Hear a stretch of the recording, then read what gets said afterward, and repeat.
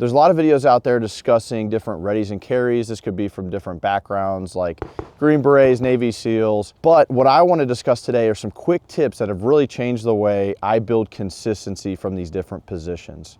Without further ado, let's start shooting and break it down for you.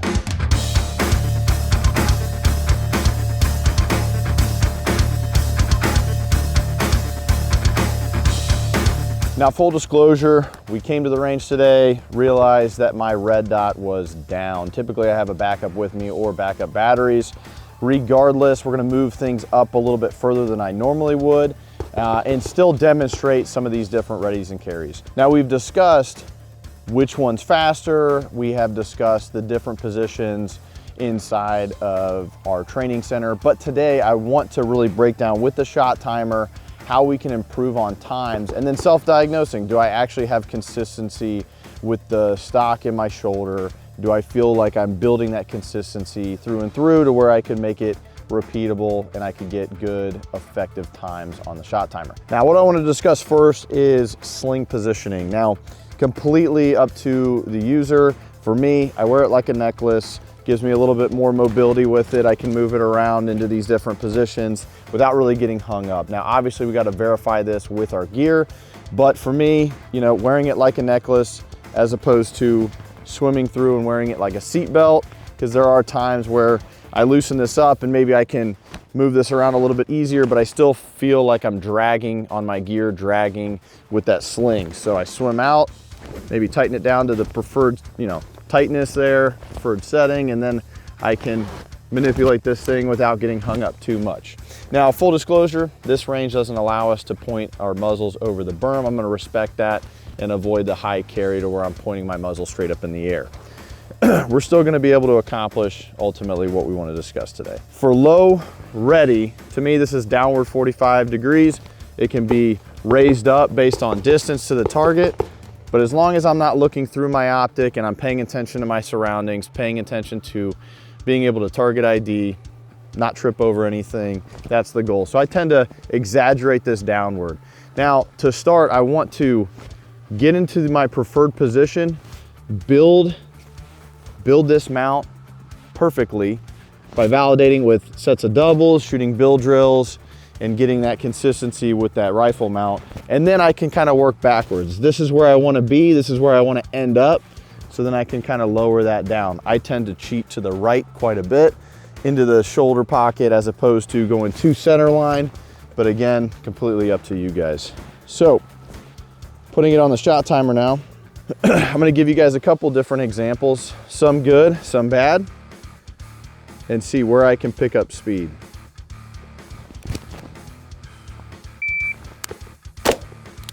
So a little delayed, obviously, a 1, 2, 4. We can pick that up, certainly. Start trusting our index.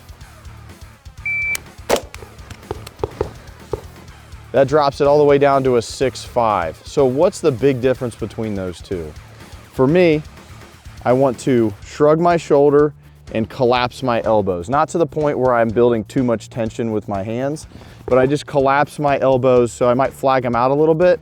And then as I go to present the rifle, collapse, and I'm just cinching everything together. Because it's a familiar position for me, because I'm building the same consistency each and every time, and I have a clear end point with my elbows, shrugging my shoulder, I just end up in that position much more consistently than if I were to just simply raise the rifle up. Verifying that I have 4 points of contact, support hand, dominant hand, cheek weld, and the stock in my shoulder. So because I build that consistency, because it's familiar positioning for me, I'm able to go much quicker, more consistently.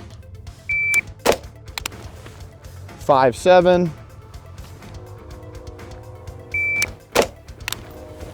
6, 2.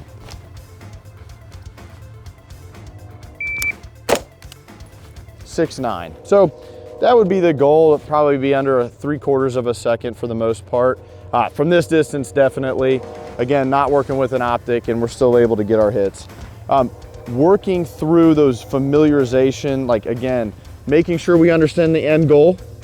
We verify we're able to control the recoil. We can shoot predictively with this rifle. And then when we lower it, it's just lowering it down and then building that consistency each and every time. Now, staying low with the rifle, going to our carry position, muzzle's definitively up and down. I start resting this buttstock against my gear on my shoulder. We see that it starts to flag out. If I'm working with teammates, this is a definite no-go.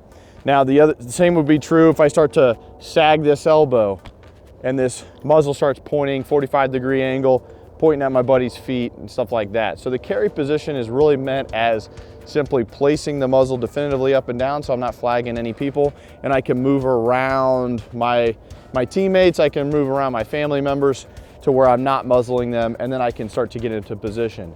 Key thing for this, if we start getting into this ready position from the carry, it's really important just to keep it simple and to build that same index point, build that same positioning that we built before with the low ready. And all I'm gonna do is to go to a low ready, flag that elbow up. Now my muzzle is definitively up and down. I'm not pointing at my feet and I'm not pointing at anybody. I'm off my gear, off of my body, floating out here, but I'm rigid to where I'm not like letting it float out and I'm muzzling something I don't want to muzzle. Elbow comes up, and then all I do to get into that low ready is I collapse the elbow down and I'm already in position. So if we test this, down, and then again, I'd shrug and collapse my elbows, I'm back in position. We keep it simple.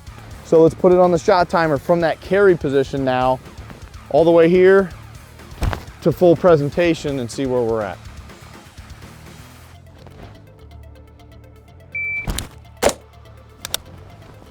Eight, 9.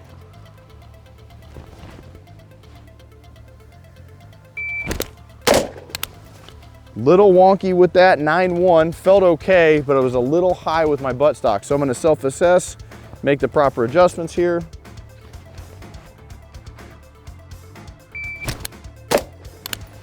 Readjusted towards the end, 9-7, and one more time.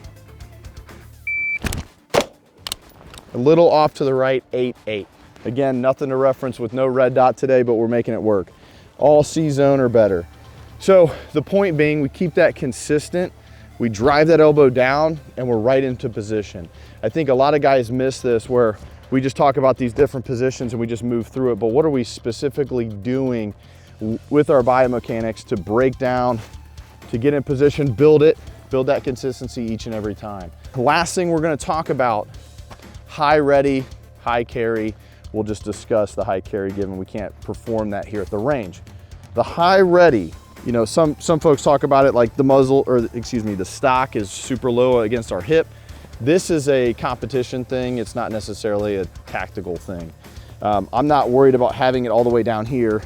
I have it underneath my armpit and I can collapse it to retain the weapon a little bit easier. And I can also remove my support hand, open doors, move people out of the way in a more supportive role. And then I can marry it back up and I'm back in position. There's more movement with this, which we talked about in another video, to where I'm gonna be slower with the high ready than I would with the low ready. However, there's a use case for it. Change in elevation, I'm going upstairs. I don't want to necessarily be in a low ready going upstairs. I'd rather orient my muzzle in a position that's gonna be closer. It's actually gonna be quicker in that setting than it would for the low ready, because now we're driving it all the way up. So there is definitely a use case for it, and it's definitely something that we want to practice. So one key with the high ready that I really want to focus on is, sure, I can retain it, I can tense up and make sure that I have a good hold on that rifle. But if I want to present out consistently and build that same mount that I was building with the low ready, I really need to be loose with it. So I'm loose with it. If I need to rest it and I'm holding this rifle for a long period of time, I can. I have that stock underneath my armpit. It's a lot more comfortable position over long periods of time. But then when I go to present out, I go loose with my grip and just drive out and then back in to that position we built before. So in real time, it looks like this. And I can snap into position, but again, I'm loose to start, and then I build the tension. So I'm loose, collapse the elbows, shrug the shoulder. Collapse the elbows, shrug the shoulder. And I try to build that a little low on this one, but I could still make it work. So let's try to get a better rep here. Much better, much better. much better, right? I want to build that consistency, and it's hard to do because there's more movement with this one. So let's get it on the shot timer, see where we're at today. 9.2.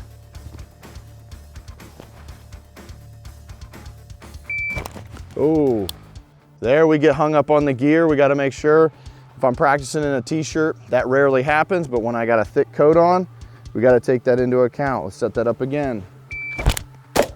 It is also cold out. 8.6. 8.9.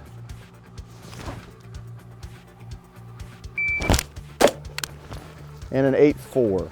So naturally I'm going to be slower than that low ready, but we build consistency with each one of those positions.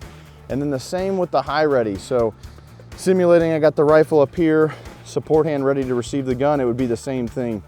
Dropping the upper into my support hand, driving out, back in. So as long as we build that consistency and we know exactly what we want to do with our elbows, our shoulder, you're going to get much more repeatable reps than you would if we're not thinking about those little fine details.